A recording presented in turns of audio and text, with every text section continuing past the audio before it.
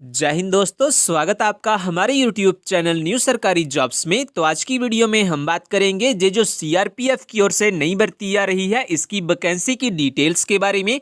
Salary की अगर हम बात करें तो काफ़ी अच्छी सैलरी आपको मिलेगी इस जॉब में। अगर आपका इस जॉब में सिलेक्शन हो जाता है तो एजुकेशन क्वालिफिकेशन में आपके पास कम से कम 10वीं पास की मार्कशीट होनी चाहिए अगर आप इस भर्ती में अप्लाई करना चाहते हैं। तो ये जो भर्ती आ रही है ये ऑल इंडिया के लिए सीधी भर्ती आ रही है सीआरपीएफ की ओर से। मेल एंड फीमेल दोनों इस भर्ती में अप्लाई कर पाएंगे, चाहे आप इंडिया की किसी भी स्टेट से बिलोंग करते हैं। आप इसमें अपना एप्लीकेशन फॉर्म फिल कर सकते हैं। इन सब चीज़ों के बारे में डिटेल में हम इस वीडियो में बात करेंगे, लेकिन ये बताने से पहले अगर आप हमारे चैनल पर नए आए हैं तो प्लीज़ सब्सक्राइब कर लीजिए हमारे यूट्यूब चैनल न्यू सरकारी जॉब्स को, जॉब्स के रिलेटेड लेटेस्ट अपडेट सबसे पहले पाने के लिए। तो दोस्तों सबसे पहले हम बात कर लेते हैं ये जो सीआरपीएफ की ओर से भर्ती आ रही है इसकी वैकेंसी की डिटेल्स के बारे में। तो इस भर्ती में आपको सीआरपीएफ हेड कांस्टेबल की टोटल 875 पोस्ट्स देखने के लिए मिलेगी जो सीआरपीएफ की ओर से एडवर्टाइजमेंट की गई हैं। इसके बाद हम बात कर लेते हैं मंथली सैलरी के बारे में। तो अगर आपका इस भर्ती में सिलेक्शन हो जाता है तो जो मंथली सैलरी आपको दी जाएगी इस जॉब में वो दी जाएगी 21,100 से लेकर 81,100 तक आपको मंथली सैलरी मिलेगी इस जॉब में अगर आपका इस भर्ती में सिलेक्शन हो जाता है। तो इसके बाद हम बात कर लेते हैं एज लिमिट क्राइटेरिया के बारे में कि मिनिमम और मैक्सिमम एज कितनी मांगी गई है। तो जो मिनिमम एज है वो होनी चाहिए 18 साल और जो मैक्सिमम एज है वो होनी चाहिए 25 साल, यानी कि आपकी जो एज है वो 18 से 25 साल के बीच बीच में होनी चाहिए। वहीं पे कुछ कैंडिडेट्स के लिए जहां पे रिलैक्सेशन भी दी गई है, जैसा कि जो कैंडिडेट एससी या एसटी से बिलोंग करते हैं वो 30 साल तक इस भर्ती में अप्लाई कर पाएंगे। वहीं जो कैंडिडेट ओबीसी से बिलोंग करते हैं वो 28 साल तक इस भर्ती में अप्लाई कर पाएंगे। तो ये बात होगी एज लिमिट क्राइटेरिया के बारे में। तो दोस्तों इसके बाद अगर हम बात करें जी आपका फिजिकल स्टैंडर्ड टेस्ट किया जाएगा इस भर्ती में, उसमें हाइट क्राइटेरिया क्या रहेगा। तो सबसे पहले हम जनरल ओबीसी एंड एससी के कैंडिडेट्स के लिए बात कर लेते हैं।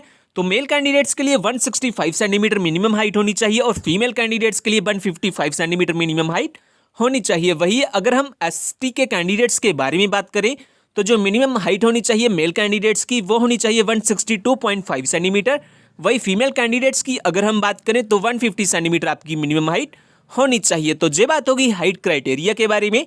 और फ्रेंड्स अगर आपने जो हमारा टेलीग्राम चैनल है वो ज्वाइन नहीं किया हुआ तो आप हमारे टेलीग्राम चैनल को भी ज्वाइन कर सकते हैं। इस टेलीग्राम चैनल को ज्वाइन करने का फायदा आपको ये होगा कि जो भी जॉब की न्यू नोटिफिकेशन आएगी उसकी लेटेस्ट अपडेट आपको सबसे पहले इसी चैनल पे मिल जाती है।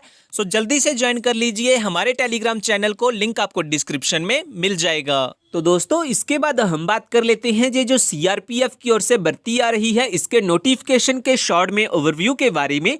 तो ये जो भर्ती आ रही है जो सेंट्रल रिजर्व पुलिस फोर्स यानी कि सीआरपीएफ की ओर से भर्ती आ रही है। नेम ऑफ दी पोस्ट्स की अगर हम बात करें तो इस भर्ती में आपको हेड कांस्टेबल की काफ़ी सारी पोस्ट्स देखने के लिए मिलेगी।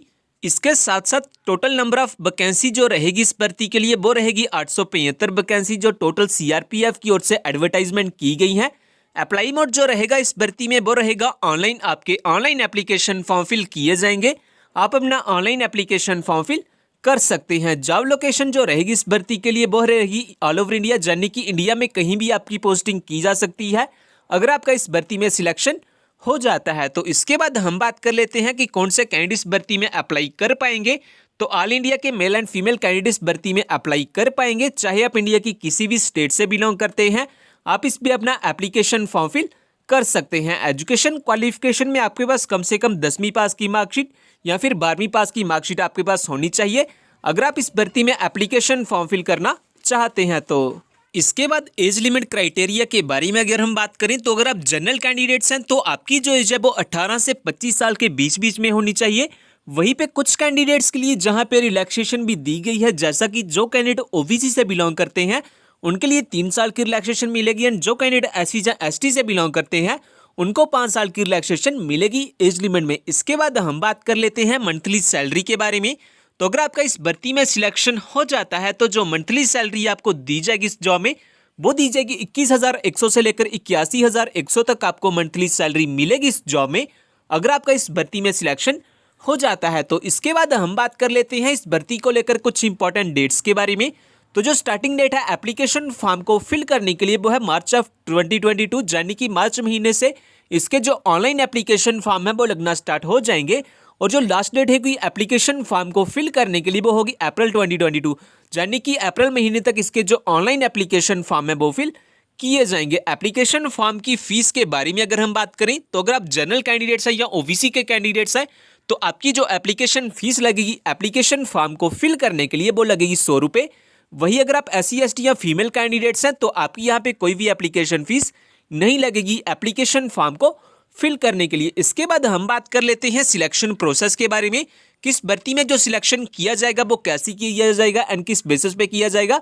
तो सबसे पहले तो आपका रिटन एग्जाम होगा, उसके बाद आपका फिजिकल स्टैंडर्ड टेस्ट किया जाएगा, देन आपका फिजिकल एफिशिएंसी टेस्ट किया जाएगा, और अगर आप इन सभी टेस्ट को क्वालिफाई कर लेते हैं देन आपका स्किल टेस्ट किया जाएगा, और लास्ट में आपके डॉक्यूमेंट्स की वेरिफिकेशन की जाएगी। उसके बाद आपका डिटेल में मेडिकल एग्जाम किया जाएगा एंड लास्ट में आपकी एक फाइनल मेरिट लिस्ट निकाली जाएगी। तो इस तरह से इस भर्ती में कुछ सिलेक्शन किया जाएगा।